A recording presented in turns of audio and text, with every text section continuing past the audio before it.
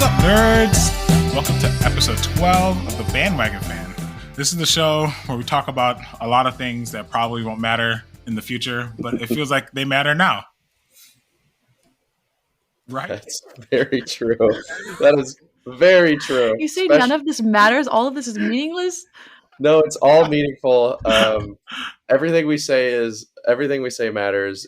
Take it to heart. It's a very educational talk show. You should actually stop listening to the news and just listen to this. We are about as educational as TLC. Anyways, I'm AJ. I'm Josh. I'm Alex. Oh, Josh. God. Alex, Josh? I'm leaving all of this in. All right, let's just roll with it. Let's keep going. Names are difficult, aren't they? Yeah. I don't know my name. I had to think about it for a second. We're also joined by our wonderful producer. I'm Kate. That's who he's talking about. Yeah. Hi, Kate. So, guys, it's today's the Super Bowl. Congratulations to whoever won. I'm just gonna leave a blank there, and then I'll like edit the podcast to say who won. It's gonna be the Rams. Doesn't even matter. I'm saying it probably it now. will be. They have spent God's money to build that team, so yeah. But more importantly, guys, tomorrow's Valentine's Day. Well, by the time most people listen to this, the Super Bowl has ended. So, what a crazy game, right? That's what I'm saying. That was wild. That tackle and happy was Valentine's Day today. Yeah. Wasn't that tackle insane when that one guy tackled the other guy really hard? You guys remember the streaker? Yeah. That was wild. There's always one. There's always one. Yeah. So now, if you're listening to this, it's Valentine's Day. So, what are your Valentine's Day plans, everyone? Do you guys have Valentine's Day plans? Or Galentine's Day plans. Or Galentine's Day. Or whatever else you want to call it. We don't judge, discriminate, whatever, you know. I judge sometimes, but I don't discriminate. I also love Parks and Rec, so Galentine's is Galentine's Day. That's a good episode. Yeah. I was just planning to cook for my wife, and then I got like her this like little box full of like just Valentine's Day treats and stuff like that. So I thought that'd be funny. No, that sounds great. It's also tough because our anniversary is the next day. So it's like Valentine's Day and then wedding anniversary. So it's back to back, man. It's back to back romance, baby. Wow. Was your wedding like very, very Valentine's Day decorated? And oh no, my wife would hate that. No. We got married in Mexico. So it was just like a day. Another day. Honestly, I don't even think, I mean, like when we were down there, I didn't see any like Valentine's Day decorations. So I feel like it's kind of like an American centric holiday because that was not a thing over there. I was picturing you getting married in white pants with like red velvet hearts on them. My wife would murder me. That would have been the ultimate Valentine's outfit. Nah, dude, she would have killed me. She would have hated it. Prom, like prom type decorations. Yes. Yeah, we took prom photos for our wedding. It's insane. We still, I don't know if you know Kate and Alex. I know Josh knows, but I've been dating my wife since we were 15. Since we were in high school. So we do have prom photos. We do have prom photos. That's so cute. Oh, nice. It's pretty funny. I know. Isn't that so funny though? I'm like, dang, we've known each other way too long. It's just like another dance for you guys. You're like, oh, yeah, do you want to get married? Sure. Just a day in the life. It is what it is. I like it. Right before the pandemic. You know what I mean? Yeah. The world has changed since the pandemic, including the way we watch TV. Guys, what's going down at Amazon? Everything is going on in Amazon. Big thing. The Rings of Power released some promotional images of characters. I saw those. And some shots from the series itself. Okay, let's hear your thoughts, AJ. Well, I think it looks cool, but I don't know anything about it. I think what was more shocking was just to see people's reaction. People are very mad. They're like, why are the dwarves black? Why are these people Hispanic? I'm like, holy cow, dude. Who cares? The reactions have been hype and then extra hype for people. There's a couple of cosplayers. I can't think of her name for the life of me right now. But there's like a corner of social media that they are there's black cosplayers, and like a lot of them have been so hyped for these images to be like, oh, there's black people in this. Or Stephanie Williams, she's one of the writers for Nubia and the Amazons. She posted one of those pictures. She's like, "Wait, there's black people in this?" She's like, "No, I'm interested." So there's been like that reaction, and then there's the other reaction of there's not black dwarves and there's no black elves. I think I've said this before, so I don't want to repeat myself, but I just don't understand people like this. We're in a world where there are like dragons and magic and like, talking trees and orcs. They draw the line at black people or people of color. Like, that is so weird to me. It's just weird. We're already like, that's where you draw the line. Like, we're already lit. We're already in a universe. Has that really been a problem like online? I'm just curious. Yeah, it's been a big issue. I don't look up really anything. I just saw the photos and moved on. So from other people's perspective, they feel like this is an opportunity to, I guess you can say, like, force feed diversity, if that makes any sense. Like, because the first time we watched Lord of the Rings, it was with, the cast that Peter Jackson, had directed. And so, like, that's so many people's, like, vision, I should say, of, like, Lord of the Rings, which is fine. That it's a very white world. Yeah, but it's not even that it's white. My whole thing is just it's not real. It's fantasy. Like, there are like giant birds and trolls and we are like, why is this the point of contention for so many people? It makes me laugh. They don't know how stupid they sound, and like a lot of them are like, well, it was in the book. I'm like, bro, if they were so focused on keeping everything like aligned with the book, they wouldn't have probably attempted to make a TV show about it. It's a different story. It's trying to give you a different perspective. Maybe watch it and bash it for, its quality first before you then take umbrage with, this image of a black elf is not what you thought an elf would be. Like, I think commentary on images is weird. That is not the hill to die on. Sorry, what were you saying, Alex? I was saying I think commentary on images is just so strange. It's like, judge the show either when it comes out or like bare minimum the trailer. Like, you can at least get some context to like what's even happening. Like, I've seen so many.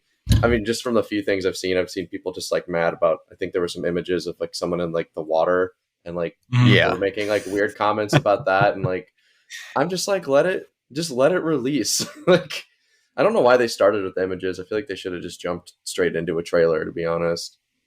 I think they're trying to build they want slow burn hype. That slow burn dry rub. It's Lord of the Rings. It's already hyped. Like, just I don't know. I'm just like release it. But this is next level nerdum because it's from the Silmarillion. We joke all the time and we say that we're nerds and we speak to other nerds who like other nerd stuff like us, and like those are all jokes that we all enjoy. But at the same time, I think something that the internet has done to, media in general is that it has highlighted how obsessive some people are with some of these things. And it's some of these people look at it as like, this is my identity. Yeah. So they look at it as like, I'm defending my identity. And like, it's cool. Like, Lord of the Rings is my identity. I identify as Strider. I had an action figure on my wall for like 10 years. Well, up until these new images, the only thing I could identify is an orc because those were the only people of color in Lord of the Rings. But now the world's falling apart because there are black elves, or whatever. I just don't understand why this matters. Like, you haven't even seen a trailer yet, and you're already like, "This is gonna suck." I'm like, "Yeah, then it's gonna suck, man. I don't know what to tell you." No, I think at the end of the day, if you're like flipping out over just images, it kind of tells everyone what kind of person you are. Like you guys are saying, I agree. Watch it first and then hate it. Don't hate it before you've seen anything from it. Yeah, it's just if we treated everything like that, there would be so many things we would never enjoy. You know what I mean? 100%. We did a whole spotlight on Saga, and I was a hater of Saga until I actually read it. Right. So you just have to kind of give things time to breathe and judge on its own merit. Can you imagine how many people would have like dogged on, let's say, Breaking Bad? Because Breaking Bad, the first season is pretty slow. So if people acted the way they did about like something like Breaking Bad, the show would have never finished. You just gotta like, that was we just gotta slow burn. Yeah, but we just gotta chill, man. You just gotta let things like, for every breath that you live on this earth, there will be time for you to enjoy something else, and something else will be more popular. Like, it's not life or death that this thing has to be. And you know what's even funnier about all this? none of these people are the original authors. So why do you care? Why do you care that you feel someone else is bastardizing someone else's work? It's not yours. I don't. Yeah, it's in new hands now. Yeah, people are bored. Why do you care? Aren't most of the Tolkien's not even around anymore? Like the family, they're kind of. It's just the estate now. Yeah, it's like these people are acting like they're personally getting paid. Like their own family is getting like dumb. That's what it is. I mean, we already know the next series that's going to get ripped apart with the same kind of thing too. Oh, with a fine-tooth comb, baby. Obi-Wan. Yeah, did you guys see the Obi-Wan trailer? The teaser, excuse me. I didn't even know there was a trailer. I just saw the image. I don't know if there's a teaser out. I just saw the image. Teaser image. I saw the image. Yeah. I mean, Ian McGregor's in it. He's a producer. Dave Filoni and Jon Favreau have been killing it with Boba Fett and Mandalorian. Well, with the Mandalorian. Oh, you mean Grogu and Friends? Because that's a new series now. Wait, what? It's not legitimately a new series, but we'll talk about this whenever we talk about Book of Boba. But I'm like, this whole thing is just turning to Grogu and Friends, and every spinoff show is just gonna be like, hey, it's Grogu and Friends. I don't know. This is weird. I have a lot of thoughts about Book of Boba Fett. I didn't hate it. Didn't love it. I still have to finish it. I think I just forgot about it. To be honest. Yeah, I'm rewatching The Mandalorian right now, and man, is that a good show? It's okay. Oh, I gave up on. I watched the first 2 episodes of season 2, and I was like, it's just the same thing as season 1, and I stopped. I feel I'm okay with that. I watched season 1. Season 1 was awesome, but season 2, I couldn't. I got 1-2 episodes in, and just felt like the same formula every time. Very action. So I will say that a fault of a lot of these these episodic Star Wars shows is that not all of the episodes chain together a story. They're really leaning hard on what's it called, Xena, the Princess Warrior, or Hercules format, where the story is very thinly layered, and it's just our main character going from situation to situation. So yeah, but they were the same situations. That's what I thought was really boring, or I felt that's so what I was going to say is that essentially there is a lot of story there, but you really don't see a lot of it come to fruition, especially season 2, the last maybe 3 or 4 episodes. That's when you see a lot of the, I guess, plot threads that will spin off into things like Book of Boba and whatnot. I mean, hey, Boba Fett literally appears at the second half of season 2. So if you saw Book of Boba, you're like, wait, why is he alive? You know what I mean? There's already continuity. Yeah. So I don't know. Maybe it's just not for me. It's not going to be for everybody. It's not going to be for everybody. And that's okay. That's okay. Yeah. Yeah. I'm excited for Ewan McGregor as coming back as Obi-Wan. Damn, yeah. It's kind of funny that he's now the appropriate age to be the Obi-Wan from episode 4. So talk about coming full circle on that one. Yeah, that's a cool opportunity for him. I'm happy for him. I think he's a great actor. Yeah, I hope. Oh, sorry. Go on. My favorite role with him is Big Fish. If you ever want to see him in a pretty diverse role. I know he was in Train Spotting, right? Is that the movie? Yeah, he was. That's one of the few the movies I could never finish. I have it, and So I think he's in dark. Yeah, it's pretty dark, but he's in Train Spotting if I remember. He is.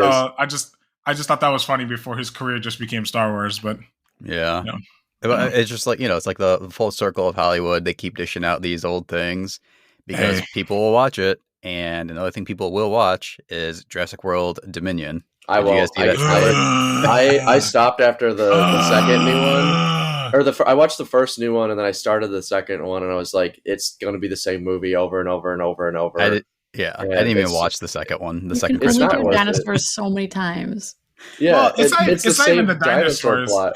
It's not only is it the same dinosaur plot, but nothing will ever capture the magic of the original one because it was just we never seen anything like that in movies. And even the originals never really this 2 and 3 didn't really hold up either. Right, because of what you just said, that it's kind of the same plot. You know what I mean? I always kind of joked around and said they should just go full on Planet of the Apes and like the dinosaurs become like sentient and just take over the world. I mean, just go into that direction. It'd be a new plot at least. Yeah, be a new plot for that exactly. world.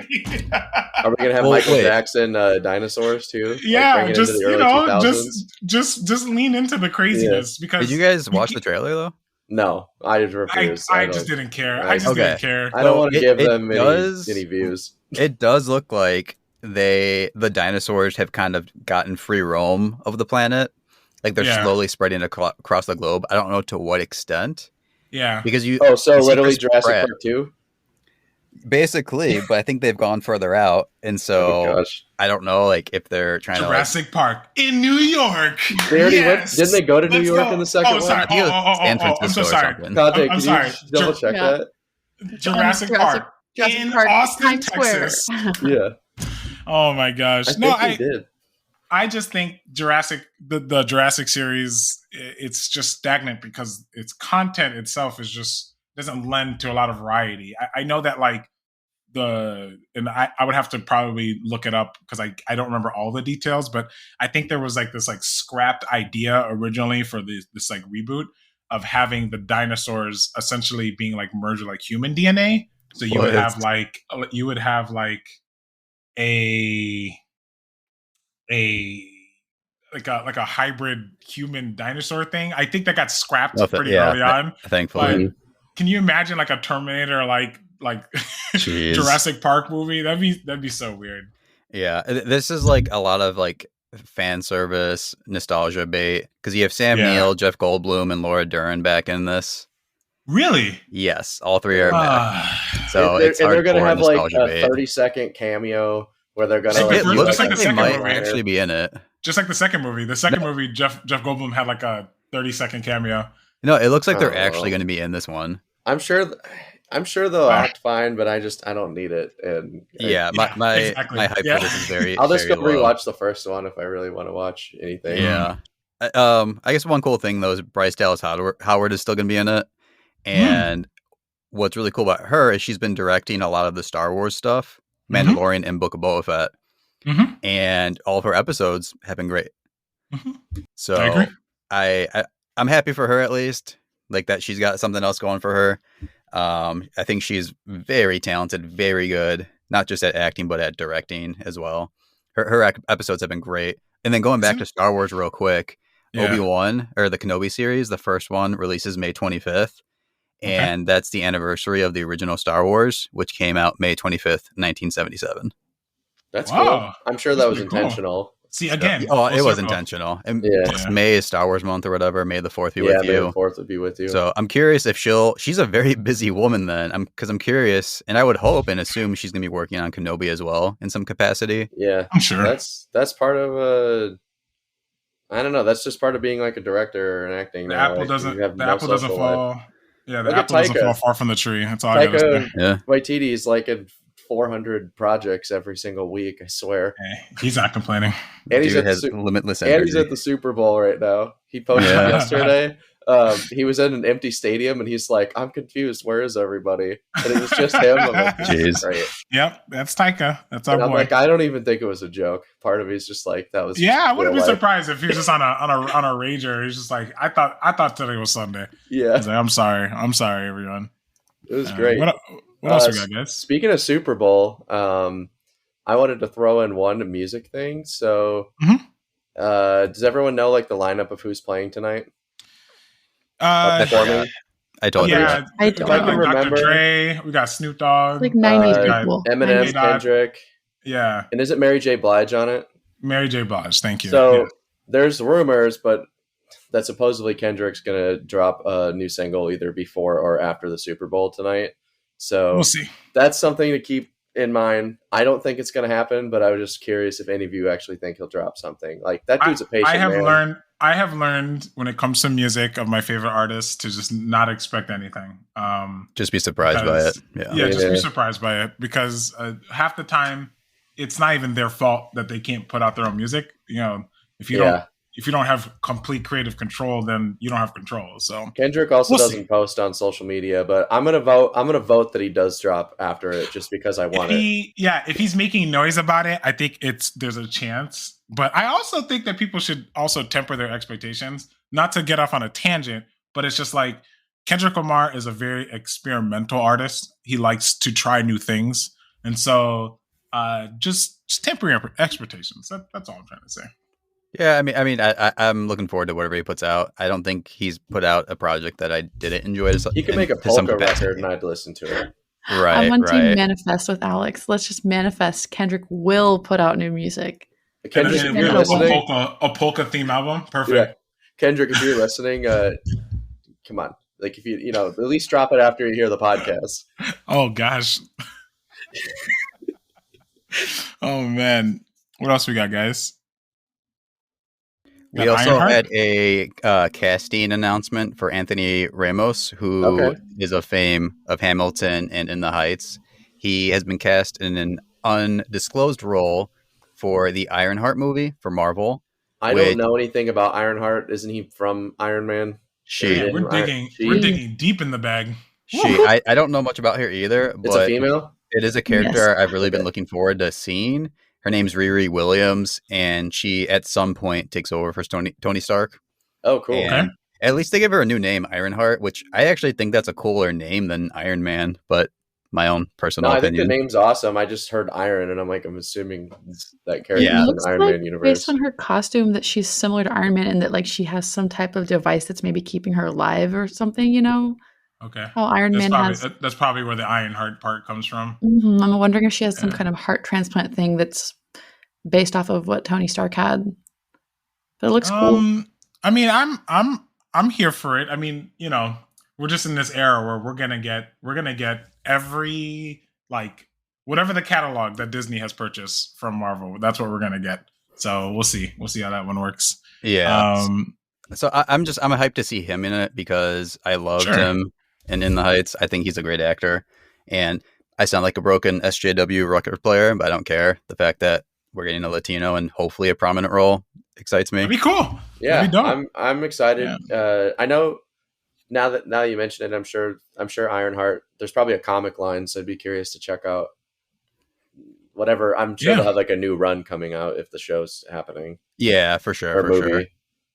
It's interesting that this news is coming out also around the time that Marvel is officially leaving Netflix, right? Right. Yep. I thought they already left Netflix. Not yet. Not like soon. Formally, if that makes any sense. Contractually, I think they weren't making new things, but the content was still on the platform. Probably in other territories outside of the US as well. Probably, yeah. Which theory?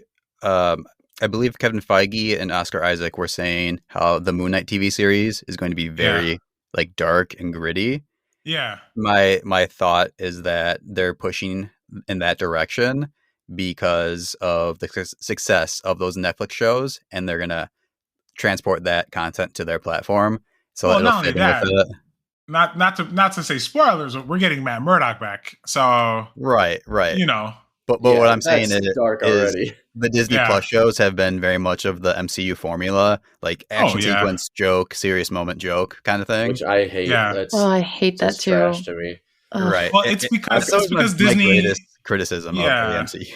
Disney wants to keep an image. I can understand it from their point of view. But I'm bored of it. I used to be. Me too. I used to be on it. Real life doesn't always have a light joke after everything serious or intense or dangerous. Real life doesn't always have a witty sidekick that always lightens the mood. Sometimes it's just.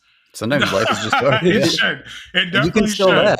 You can still laugh. Dark humor is a wonderful thing that I feel like Daredevil did it in the MCU. Yeah, because I feel like Daredevil did that. You know what I mean? Daredevil had these moments of, I guess, humor, but not oh shucks. You know what I mean? But it's just funny moments, I guess you could say, without taking away from what it was trying to get across. So we'll see. I agree. Mm-hmm. Mm-hmm. We also have the announcement of a new Zack Synder movie. I don't know if you guys heard about that. Well, this one's really interesting. I don't care. It's Zack Synder. Get rid of him. Zack Synder is cheap. Get him out of here. The only way I'll watch a Zack Synder movie is if he had nothing to do with it except the cinematography. That's the only way. If he didn't write I don't even like his cinematography. No, his cinematography is cool. He's a top tier cinematographer. There is nobody in Hollywood that can make something like a comic book or actiony. Like he has such a unique film eye. I think it's boring. That's where it stops and starts. See, yeah, I don't agree. His storytelling, I disagree with that, Alex. His storytelling is okay in my opinion. It doesn't necessarily fit what I like, but the visuals, I think he captures comic book visuals are always very well. A1, just always top notch. I really, you always have to give it up to him that like he makes things look unique. They make everything look like 300. That's not fair. That's not fair at all. No, that's not fair. That's not fair. All his movies look incredibly different. Didn't he direct Sin City? So. Yeah, he did Sin City. To be fair, I've never seen Sin City, so I can't. Okay, Sin City looks different than 300. 300 looks different than BVS. They all have a different aesthetic to it. They just have this. I don't know. He has this weird way of making like. Okay, I'm gonna throw a Gilmore Girls reference in here. But there's an episode of Gilmore Girls where they have to do this like live action like art, and so like people have to dress up like actual portraits, and that's exactly the best way I can describe Zack Snyder's filmmaking. That he's able to like almost like make like portraits into real life. It's absolutely incredible. So I don't think he directed Sin City, by the way. I think he was part of production, wasn't he? I can't remember. Something on it. He did something on there. I don't remember if he was the cinematographer, but I know he had a hand in there because it's definitely his style. It's his brand, it's his brand of presentation. I guess. Maybe I'll go watch Sin City and then I'll give a new comment. But everything else I've seen of his, I severely dislike. I haven't seen Sin City, but I do want to. Eventually, I will. With this current project, it's called Rebel Moon. What's really interesting is it was meant to be a Star Wars project pre the Disney acquisition of all the Lucasfilm rights. And so it's no longer going to be in the Star Wars universe, but it'll just be very inspired by that. And it's going to be a sci-fi, like adventure fantasy type of story about this woman who is trying to find warriors to fight off this impending invasion. And the cast, he's got some pretty cool people on the cast. One really notable one is Ray Fisher, which he's got to pull this role off. Yeah, that'll cement the fact that the whole Joss Whedon thing and Ray Fisher, that was just total BS. So I hope this film does well and that Ray Fisher has some time to shine in a project separate from the whole DC stuff. But I guess we'll see. Yeah. Let's give it a shot. I think the only other thing we wanted to talk about was: are you guys familiar with MoviePass? MoviePass, yeah, the way it used to work. I had it for like a year before it went bankrupt. Oh, did you really? What was your experience with it? It was awesome. There was an AMC in Santa Monica near me, and it was about $15 to $20 a movie. But with MoviePass, I went like 4 to 5 times a week, $10 a month, unlimited movies. Sometimes I wouldn't even watch a movie. It was just like, it was hot out and I wanted air conditioning. So I'd just go pick a random movie and like take a nap. It was phenomenal. It made no sense for how they made any money, which proving fact when they went bankrupt, they weren't making money, but it was great if you were a fan that got to take advantage of it at the time. Yeah, I mean, I think so for those who don't know, like Alex had basically described, like MoviePass was this really cool thing. You sign up for it, you got a card, right, Alex? Was it almost like a membership card? It looked like a debit card, and then you would link it to your phone. Okay. I think it just looked like a normal debit card. Like you would go and basically you could pick, I think, up to 1 movie a day, or sometimes they restricted it depending like on blackout days. But you would just go pick it, and then you would pay like a normal debit card at like AMC or whatever place. But then like theaters started kind of catching on, and I think AMC started blacklisting MoviePass. Yes, because they were coming out with their own service. Like it made sense, but so to give context to that really quick, so MoviePass was founded by this guy named Stacy Spikes. He's he's like a venture capitalist. He buys companies and tries to grow them and stuff like that. He had the idea for MoviePass. When MoviePass first came out, I believe it was like $55 a month. I want to say, if I remember correctly, it was expensive. If I can recall, it was like $50 or $60 a month for MoviePass. But the premise was exactly the same. Like Alex said, you get your card, you go to the theater, you get a ticket. It didn't matter. as he's spoken, that he said that it's difficult for Black-owned companies to get funding. There's just not enough diversity in the venture capitalist space, I guess, to get somebody who can believe in a person rather than an idea. And so eventually he had to sell the company, or I guess they were bought out by a bigger company. I can't remember the name of that company. Helios and Maddox something like that. Something like that. They were bought out, and they came in with like a wrecking ball to like change the basically how the platform worked. Most notably, the absolutely untenable price of $10 a month. I mean, you don't have to be an economics major to know that you cannot charge $10 a month for your service, and you can like that. It didn't make any sense. How can you watch basically unlimited movies for $10 a month at a theater? Their big brain idea was to essentially strong arm the theaters into giving them a cut of their concessions. That's what their big brain plan was. They were going to go to theaters and be like, hey, look, 35-40% of your movie visitors are movie pass users. So if you don't play ball, we're going to cut you off. And so, AMC and Cinemark and all these big people, they're like, bet. And they started their own essentially movie pass service. And they're like, okay, well, now we don't need you. And that's the end of MoviePass. But I did not know that. I would like to throw in, before it ended, I bought 100 shares of MoviePass, I think for like $9 total. And then it went bankrupt. It went bankrupt. And everyone was like, you should have sold it. I'm like, it was $10. Like, who cares? And I've never sold it since. And I still have it. And when I saw that it relaunched, I was like, there's a chance that this could actually be worth something. Big Brain Alex, guys. That's Big awesome. Brain Alex over there. Big Brain Alex will let you know if 100 shares of MoviePass ends up worth more than like 2 cents or whatever its value is right now.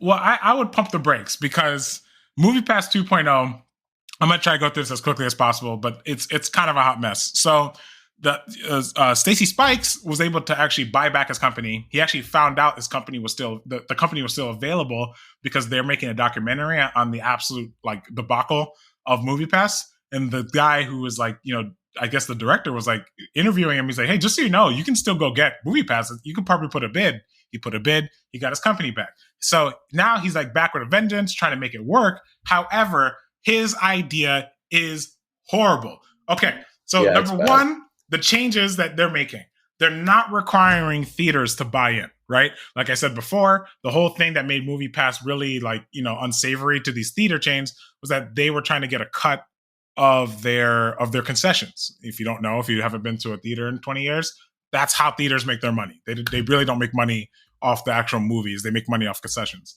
So he's telling them, hey, this is going to be something that you can opt in. We're not going to charge you to use it. We want a symbiotic relationship.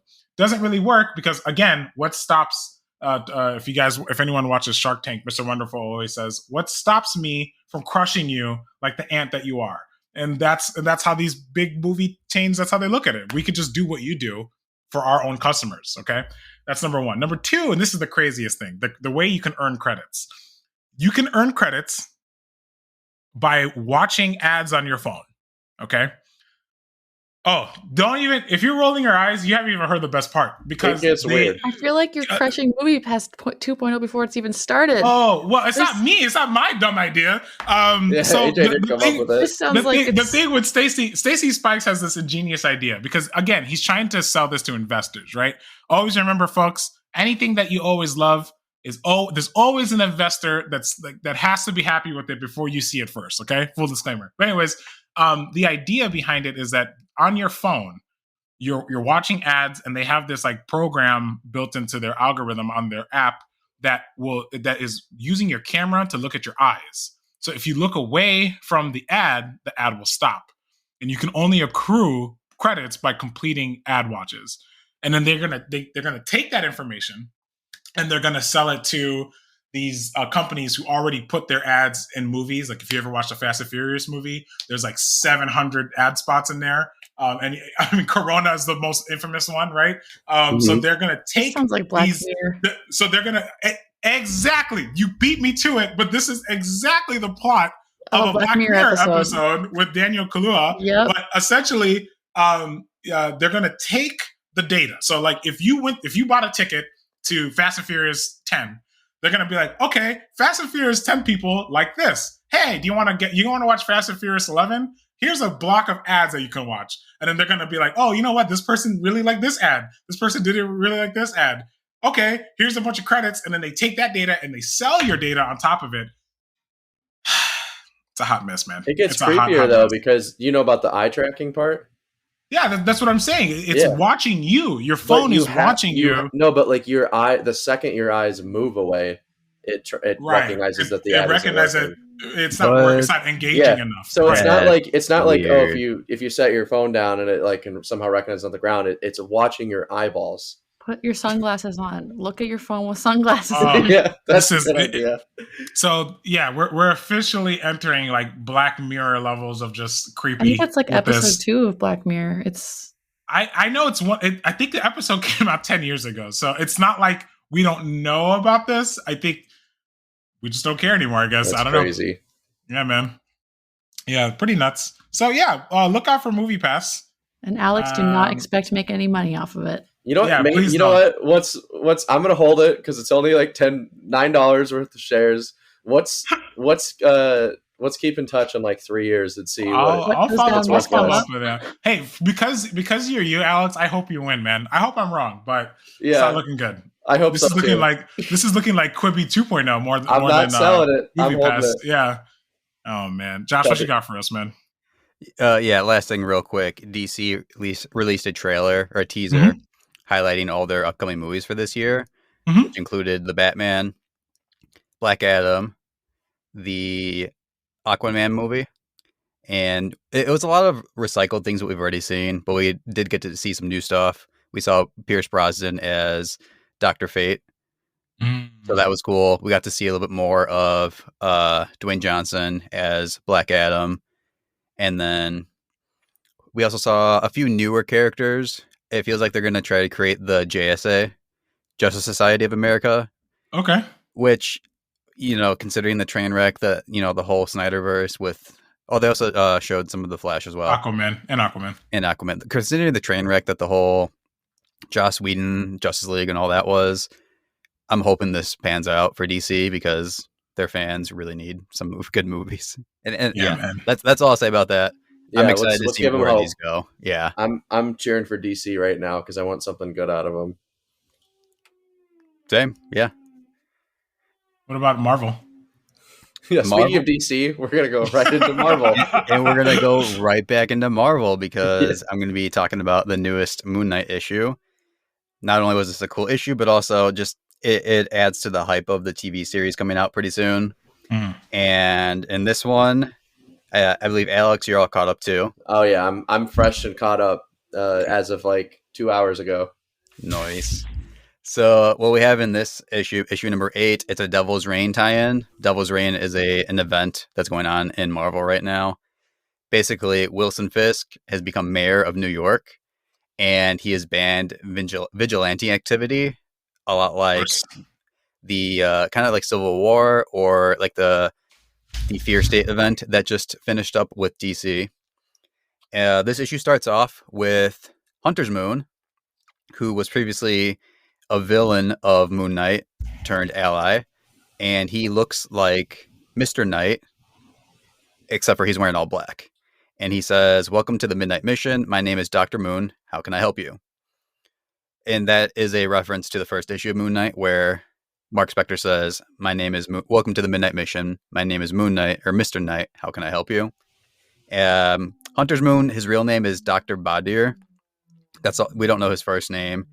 And the reason he is currently in charge of the Midnight Mission is because Mark Spector was arrested by the Thunderbolts, which is basically Marvel's Suicide Squad, in the main Devil's Reign story. And then real quick, shout out to BJ Kicks. He's a YouTuber. He was talking about how black heroes always have like black in their name. BJ's black dude. He's like, Black Panther, Black Lightning, Black. True. Yeah, Big dude, Black. I was dying when he said Black. It's true. And you know what? Props to Marvel for growing a little bit. They didn't call him Black Moon or something weird like that. Hunter's Moon's a pretty cool name. But anyways, what has happened is there are dead bodies being found around the city with this S symbol. It's like a diamond with an S inside of it near where these bodies are being found. And they are the symbol for somebody called Stained Glass Scarlet, who was a woman named Scarlet Fasanera. She was a woman who married a gangster, and that guy ended up getting killed by the police. So then she became a vigilante and ends up getting killed in a police shootout. And what is kind of creepy is she's been dead for 2 years now. Kind of creepy? More like real creepy. Yeah, this issue gets pretty creepy. And like a lot into like weird serial killer kind of horror type of stuff too. Because she's been dead for 2 years, but her symbol is popping up everywhere now. So I was like, is this a copycat killer? Like, what's going on? Because she would dress up in a red robe and use a crossbow. And Hunter's Moon says, they say you can pray to her to ice those who have done you wrong.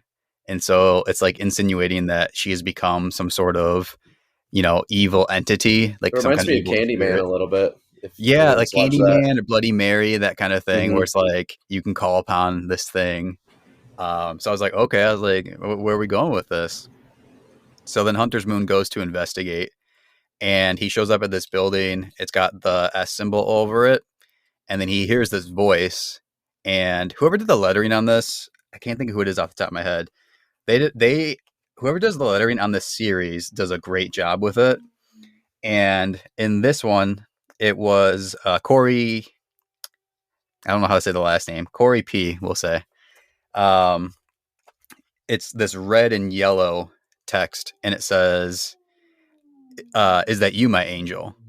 And so it's like this weird voice that says it to him, and his response is, "My God has no angels, only fists." And he's talking about Khonshu.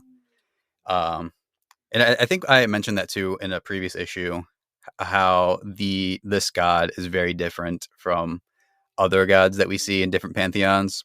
It's a very aggressive god. He ends up getting attacked by Stained Glass Scarlet. But leading up to that attack, it's just like this tension that keeps building because he keeps hearing this voice. And Alex, I know you read it. Like, what were you thinking? She keeps talking to him, like kind of taunting him. Like what was I thinking? Like when I was hearing like the taunting, like what was going to happen? Yeah, like it was really creepy. Yeah, no, I wasn't really sure. Like I was like maybe some weird like ghost thing's gonna like pop up from the ceiling and start like dropping like dead bodies or something crazy. Yeah. I honestly had no idea what was gonna happen. Yeah, it was definitely, compared to the other issues, like it felt like a straight up horror movie. I don't know. Again, like I got like hardcore Candyman vibes, which is already like one of the more disturbing things I've watched before, which I think is like a cool influence. Yeah. Cause then when she does show up, it's like super trippy. There's like orange, yellow, red glass all over the place. It kind of reminded me a little bit of the mirror dimension from Doctor Strange, but if that was colored instead of transparent. And she shows up. She says that she's there to pass judgment on people who have done wrong, including Hunter's Moon, because if you remember before, Hunter's Moon actually attacked MoonKnight and his midnight mission and like threatened MoonKnight's friends, specifically Reese, who is a vampire. And Hunter's Moon admits the fact that he was blinded by his hate and that he so badly just wanted to like kill anything he thought was evil that it caused him to kind of take things too far. And then he says, I'm a fist of Khonshu, but I'm also a person. A person may change kind of story, which I thought was cool. Like the fact that they're keying into his redemption, where he starts off as a villain of MoonKnight. He kind of just wants to kill anything he thinks is evil. And then he becomes an ally of MoonKnight and refers to him as his brother even. And I feel like you don't see a lot of that like explicitly said in comics or even in like real life. Like people can change. People can make themselves better. Yeah, this series definitely stood out compared to most comics I've read. I don't know. I felt like the story was so far has been very stellar and standalone, and that was like a cool moment for me as well. And the reason he says kind of story change is that Stained Glass Scarlet refers to herself as a story, and she says that's the reason she can't be beat, because now she's a story, she's an idea.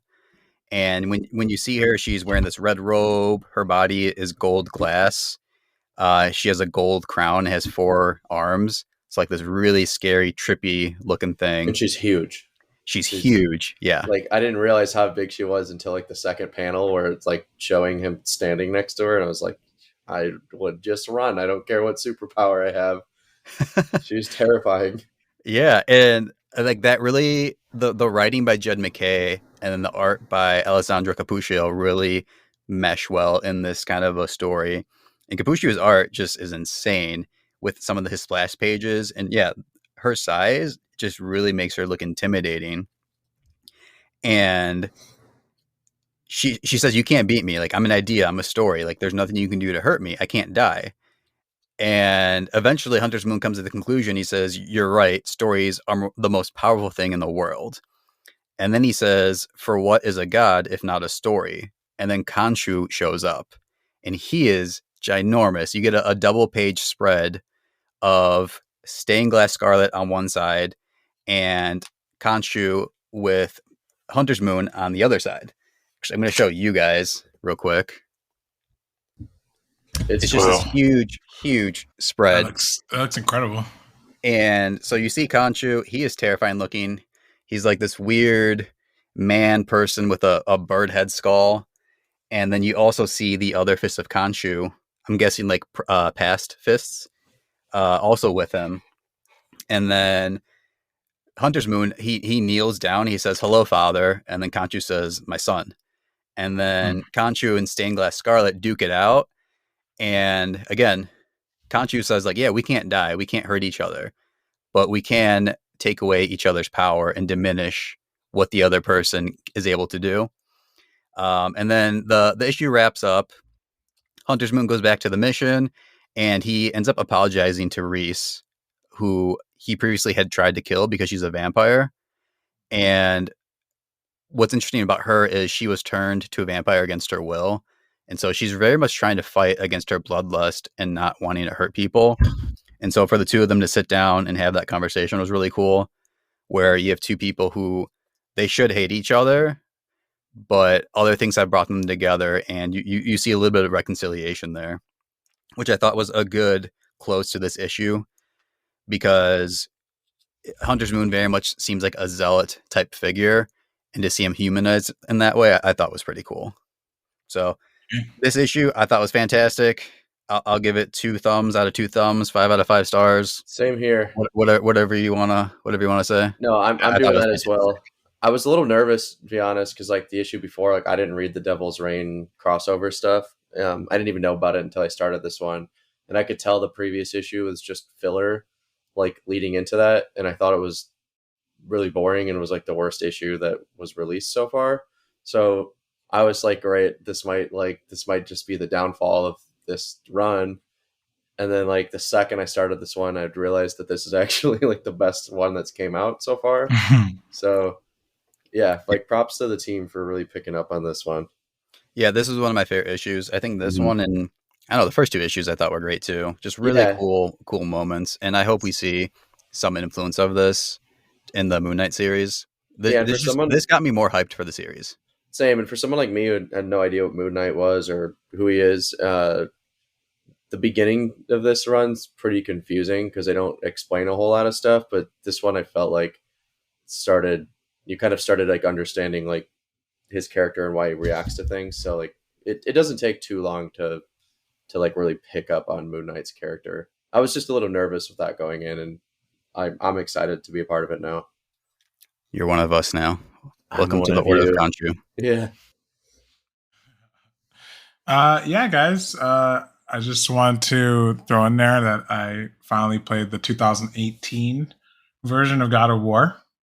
I enjoyed it. I really don't have much to say. This is about as near perfect of a video game I think I've played in a really long time.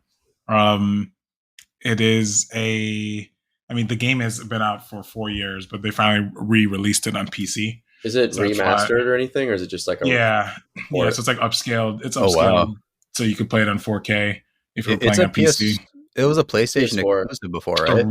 Yep. PS4 exclusive. Okay, now it's on PC. Yeah, because I haven't played it, and I want to. It's worth it. Honestly, it was great. Great. The game, it's a very simple story.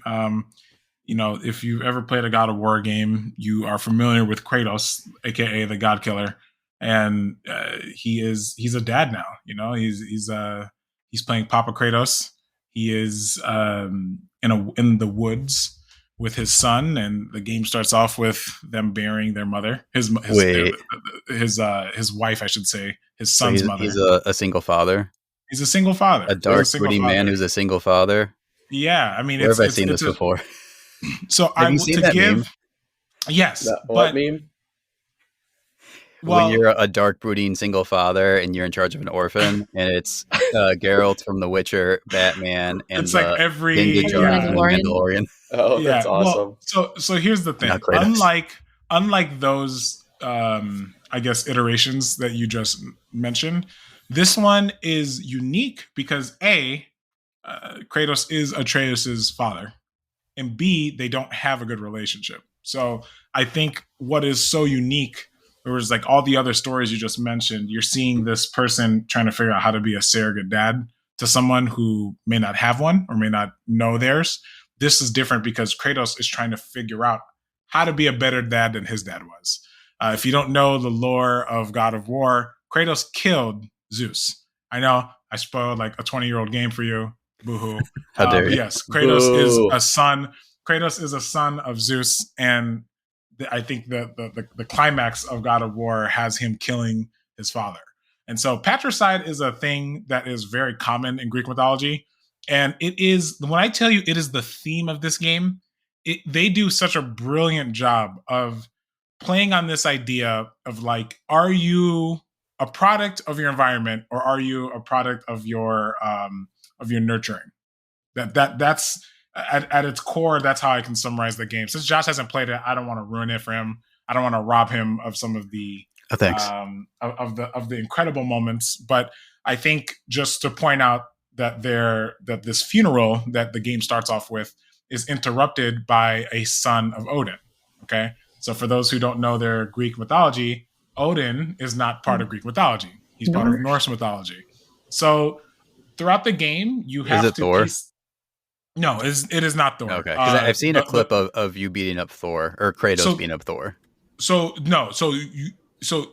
Kratos fights Balder. So that's who it was. My bad. To catch everyone up on Norse mythology, yeah, Balder is the son of Norse god Odin. And just so you guys know, like Odin is a real a-hole. Like if you think Zeus is an a-hole in like Greek mythology, like at least Zeus is like making champions out of humans, you know, if that makes any sense. Like he's empowering the human race. Like Odin is just a bad dude. And so one of his sons, Balder, you know, Odin kind of uses his sons as like chess pieces. And so you are interrupted by Balder, and Kratos is now coming to the realization that he can't kill Balder. As you know, Balder is he's immortal. So nothing Kratos is doing to him can kill him. And so the game is essentially, it's a very simple story. You and your son, Atreus, are trying to bury Atreus' mother's ashes. You're trying to bury her ashes. And it's revealed pretty quickly too. Yeah. Mm-hmm. It's revealed pretty quickly. And the real story is about Kratos understanding that the only way he can end the cycle of patricide is by being better than his father, so that his son can be better than him, right? That's you cannot achieve that through absolute power, because for those who don't know, in the other God of War games, Kratos literally killed every Greek god and brought like calamity to the world. It was insane. So he's like, I've done it the other way, doesn't really work out too well. So it's about him finding humanity in a weird way. And it's honestly, it's a very touching story. Especially if you have a relationship with your father, it kind of makes you realize like all the things that your parents put in front of you, they're just trying to do it for your safety.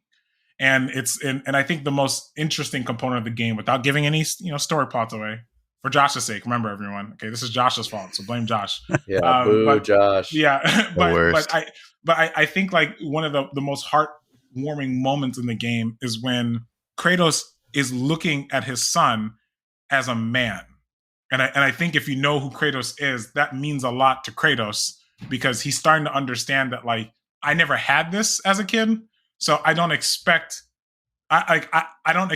Atreus to understand why I am the way that I am. And ultimately, at the end of the day, he's just trying to shield him. So if you haven't played God of War, highly recommend to play it. It was as near perfect of a game. I think the only thing I have like minor complaints about is that, I think I've mentioned this before to you guys, the story ends a little abruptly.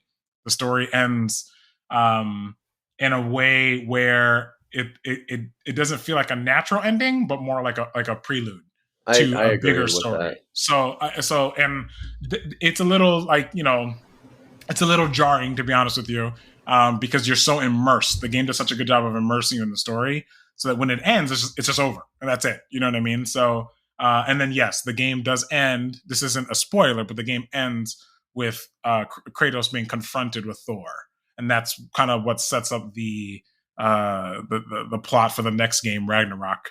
So, I mean, I give it like 4.5 thumbs. If that's how, if I could have that, yeah. 4.5 thumbs. I love it. 2 hands and most of your toes. Yeah, exactly. What are you gonna say, Alex? I have another thing to throw in with this game too. So for a lot of people who grew up on these games, I never played 2 and 3, but I owned the first one on PS2, like when I was like a little kid, and I thought the game was awesome. But like in hindsight, it's kind of just like a hack and slash, like beat 'em up crawler thing, and I mean, there wasn't really much of a story. No, it's kind of mindless and a little, like a lot of hack and slash, but it was cool and fun to play. And there's like a part in this game where you get new weapons, and they are like the old school God of War weapons, and you play with these tools and weapons very similar to the old game. So that was a cool moment for me, because I was just like, oh, this is like, this is OG right now. Yeah, I'm glad you brought that up, because in that moment, right, so much of the game is Kratos trying to hide who he is from his son, because there's shame there. I just mentioned he almost destroyed the world, or at least the world we know that he came from. So there's a lot of shame in that. And so the moment that Alex is referencing, when he retrieves his old blades, it's this moment of realizing that, like, you know what, like, if I need my son to grow, then I can't keep running away from my past. And the game does a lot of cool things to keep hitting that theme. But remember, Greek mythology, Norse mythology, but specifically Greek mythology, is about patricide. So think about what that means and do with that information as you must if you haven't played the game. But just remember this. Yes, no one lives a happy life in Greek mythology. No one. It is but all AJ, you make turmoil. It sound good. Like, for being I'm not a video game person, and you described that so beautifully. I'm like, these characters sound like that depth, and like, it is really interesting. Well, I think the most relatable thing, but in the game, whether you're a man or woman or whatever you identify as, is that we've all been kids, and this idea that, like, you don't think that your parents understand you. And then from the parent side, that they have you have no idea how much your parents understand you.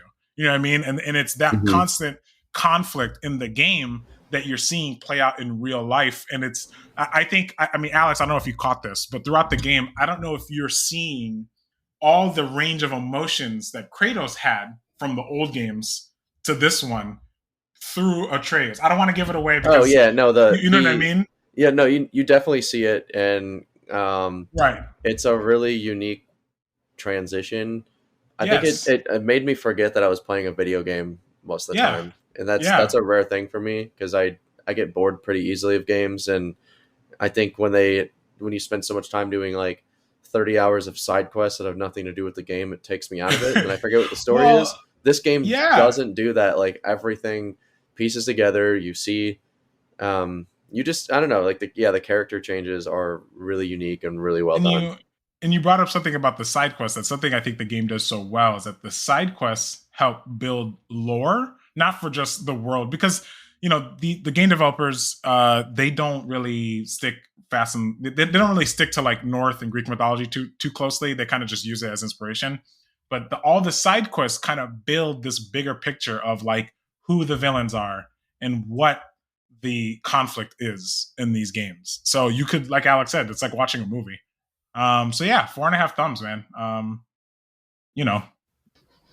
Enjoy it. Yeah, I mean, if you have 4.5 thumbs, you could play with 2 controllers. Still can't go 4.5 thumbs. Yeah. Real quick though, like if you don't play video games, like, and I've spoken to people about this, modern video games I think have really changed the way they tell stories to the point where there's a strong emotional attachment to these characters. Yeah. So like if you don't play video games, but you are a fan of narrative, like try something like Gears of War, Gears of War, like the first trilogy. Oh man, Gears of War, God of War. Sorry, the reason I said Gears of War is because I showed somebody the whole thing with Dom and his wife, and like what happens to Dom. It was very emotional. Yeah. And then God of War, The Last of Us, like there's a lot of great emotional narratives in video games. The first time, I'm gonna give a moment of vulnerability here. The first time I ever cried playing a video game is at the end of Red Dead Redemption 1, dude, when John Marston dies. It is such a hard moment. It's a heart-wrenching moment because everything you've done in the game is in the name of your kid, only to be gunned down in front of him. It was insane. It was shocking. Yeah. I think I was like 12 years old. You can do to avoid it. Yeah, I was like 12 years old. It's a heart-wrenching moment. I was like, what just happened? I was like, that's the end of the game? I was like, oh, it's not the end, but it is like Josh said, I mean, there is, I think too many people look at it like, oh, I like Mario. Yeah, man, I love Mario Kart.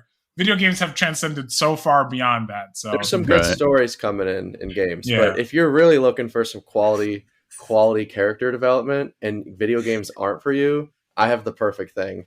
And that, my friend, is Jackass Forever. This movie, I love Jackass. This movie, oh my gosh! Like, okay, I'm just gonna say right away, if you were looking for a censored life, you need to stay far, far away from Jackass. This is about like depth. Stay away. How do you not know that by now? Though I know, but like this movie has even more penises than Jackass 3. That's impressive. Which I saw like, it in 3D. It's like these guys are old. You never know. So I want to start out. Have any of you seen the new Jackass? No, not yet. I have never seen any. I cannot motivate my. So Kate, you've never seen any Jackass? Goodness. No Wild Boys. No. Okay, so I'll give a little bit of history really quick for anyone who hasn't jumped on the Jackass train. About 20 years ago, these guys were inspired by a group of stunt family called the Dudesons, and there was like this band CKY, like they were all these kind of like OG like stupid stunt people, and I feel like most of it was just like people punching each other in the balls and just dumb stuff like that. And like Jackass was like, I feel like the first group that was like widely recognized to bring in like stunts where you were like, these people could literally die and like get really hurt. Yeah. And it's been about 20 years, and these guys are in their 50s now, and they are still just as insane. Like I don't want to ruin every stunt, because like that's kind of the whole point of these movies, is to like go and just see these, because it's like there's not really a storyline with them. They usually just like Johnny Knoxville starts it, and he's always like, I'm Johnny Knoxville, like welcome to Jackass, and then they jump straight into something crazy. And a lot of the times like the transitions are just little mini stunts that you could tell were like blooper stunts that like maybe wouldn't have qualified to like showcase the whole thing. But it's cool because like they have the same camera crew from like the early 2000s. Everyone's on here except Ryan Dunn, who passed away in 2011. Is Bam in it? Bam. Okay, so there's a lot of drama. I know he did some filming and then was asked to leave. There's a lot of drama. Die from doing Jackass stunts? No, Ryan Dunn. Surprisingly, no. Ryan Dunn, he was in a car accident. He was drinking and driving, I believe. And it actually ended Jackass for a long time, like because of it. Bam Margera got into a lot of like heavy drugs and drinking, and was recovered for a while. And for disclaimer, they were all on drugs. Yeah, all of them, but all of them were on like heavy drugs. How could you not if you're doing so one of the main characters, Steve O, he was on cocaine, and he's super blunt. He'll tell you about all this now, and he was on nitrous, so he was like inhaling like these nitrous cans. What? Which makes sense to do these kind of things. Like at one point, he put a shark hook through his cheek, and then they threw him out in the water. They threw him out in the water with sharks. Yep. These dudes are nuts, but Bam started. Yeah, that's what most of this is. Bam Margera started filming, and but due to like his drinking and drug problem, they were having him go through like rehab and mandatory checks, and supposedly he was caught with Adderall, and they told him to leave, kicked him off of the set, and now there's like this big lawsuit with him. Just to give like a little like perspective, that I think a big reason why they kicked them off is because so many of them have gotten sober now, and like I think they're all sober now. I think they're all almost. I think all of them are sober now. So it's like they're kind of trying to be like, hey, bro, like we kind of left this behind when we were younger, and we don't want anyone else to relapse. I'll be honest, I thought it was going to be weird at first without Bam, and I realized that these guys probably are having more fun without him. He's kind of the Debbie Downer of the group. He is. It was hilarious. And they have new crew members. So they have the first lady of Jackass. Round of applause. What? Her name is Rachel Wolfson. I don't know much about her, but she's a YouTube. That's cool. Yeah, she was just like a YouTube comedy person, and Johnny Knoxville found her and just like basically messaged her on Instagram and asked her to join.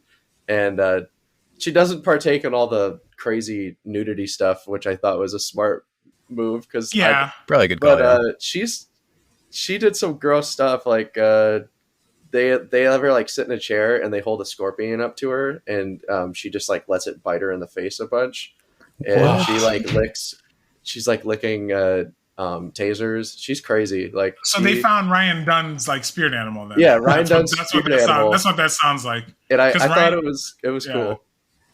What were we saying with Ryan Dunn? Ryan Dunn, if you remember, there was that one skit where he had put his penis in a sock and let a snake bite him. Like the sock was shaped like a mouse, and like they would like dangle the mouse to make it look like it's a real, like they would dangle the mouse puppet to make it look like a real mouse, and then the snake would bite him.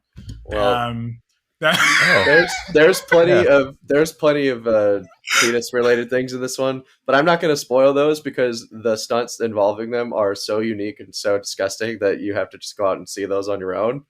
But it was. So cool. What's your favorite Jackass stunt of this film? It could be from this film or in general. Yeah. Oh man, I'm gonna go off of this film right now. I think my favorite. So Johnny Knoxville just turned 50. Wow, that's and crazy. You would think he would be a little more censored now, or like maybe not doing his craziest stunts. He goes back out in the bull ring. I don't know if anyone remembers. I think the first Jackass, he was getting hit by bulls. Yes, then hitting bulls, this one though, the bull.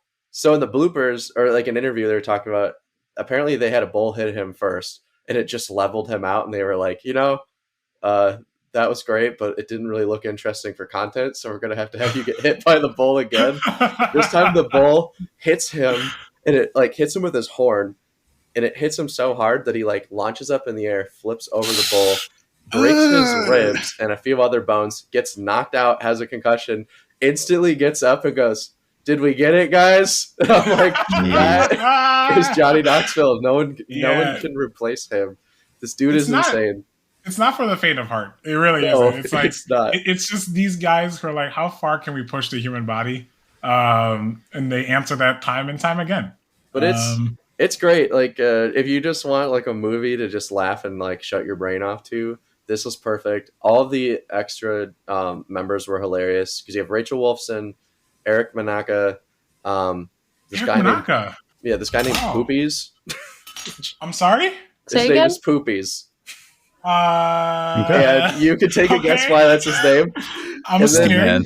The best one that I was surprised with is Jasper Dolphin of Odd Future and his dad who goes by Dark Shark. I can see that. So his dad like held up really well, but because for anyone who doesn't know, Odd Future is like Tyler the Creator, Sid, and Earl Sweatshirt's like first. It's a lot of people. Yeah, it's like their first rap group. Like Frank Ocean was a crew member from this.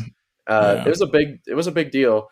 So like due to that, like you knew that there would be members from Odd Future, but I wasn't sure who would be there. Like Tyler the Creator's in a skit, and like he is priceless in it. Well, they love Jackass, so I'm not surprised. And even like other celebrities, like Eric Andre appears, Machine Gun Kelly's in it. It was really unique. I thought it was short. Like they could have like had a few more stunts in it, but I thought for like the age of these guys, it was fun seeing them still not holding back, but also not being afraid to like utilize new cast members. Cool, it's man. Definitely. What would you give it? Definitely worth it. Are we going on the thumb scale right now? I'm gonna go. How many thumbs are getting dismembered? You could go 4 thumbs. I'm gonna go 3.9 thumbs out of 5. Oh, so just like the tip of your thumb got so just the tip of the thumb. I just don't remember the last time I watched a movie and like laughed the whole time. I saw it in theaters. Everyone was laughing, and like the most hilarious thing that I want to mention is this was filmed in 2020, I believe, during like peak COVID. So these dudes are like getting their nuts hit. People are like getting blown up in porta potties, shot out of rockets, bones broken.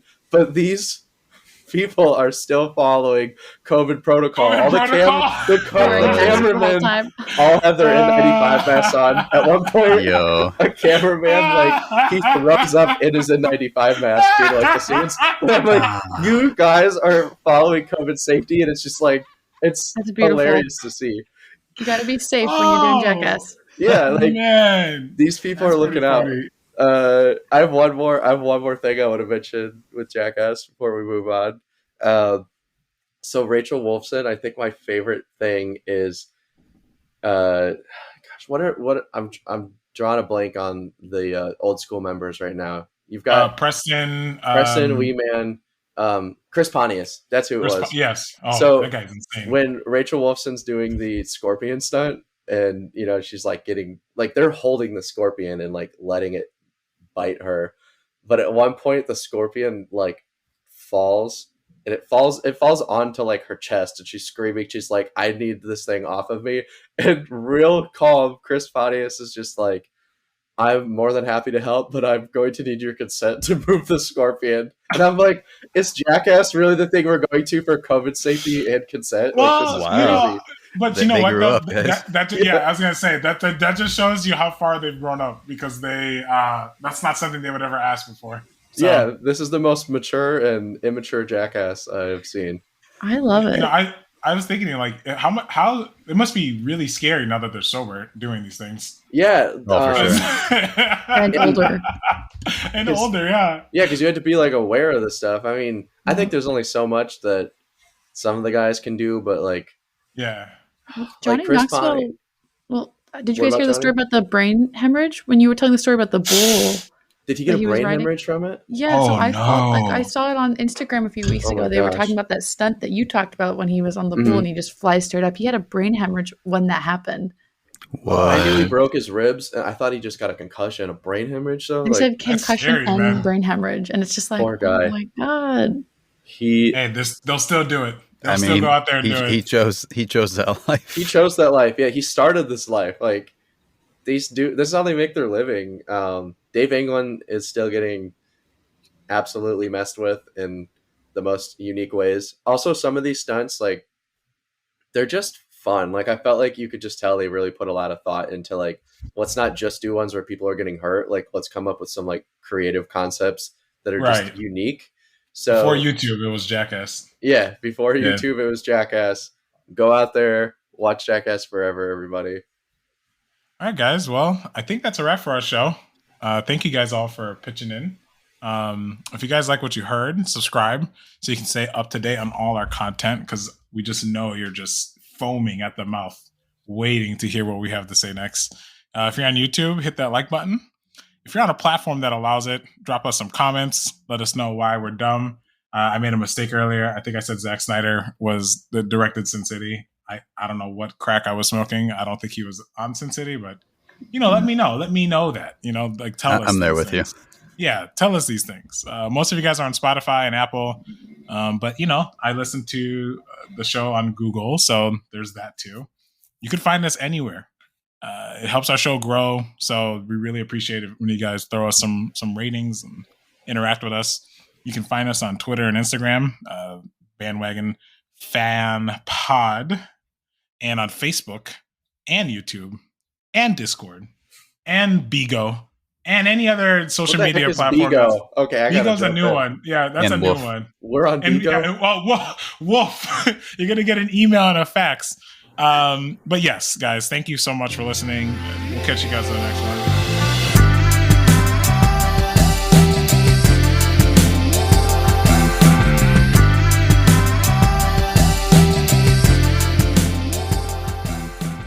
Bandwagon is hosted by Josh Jimenez, Alex Melgosa, and me, AJ Soy. Our show is produced by Kate Smith and edited by yours truly. Our theme song is Lush Waves by Taylor Lewin of _audio. Thanks for listening. We'll see you soon.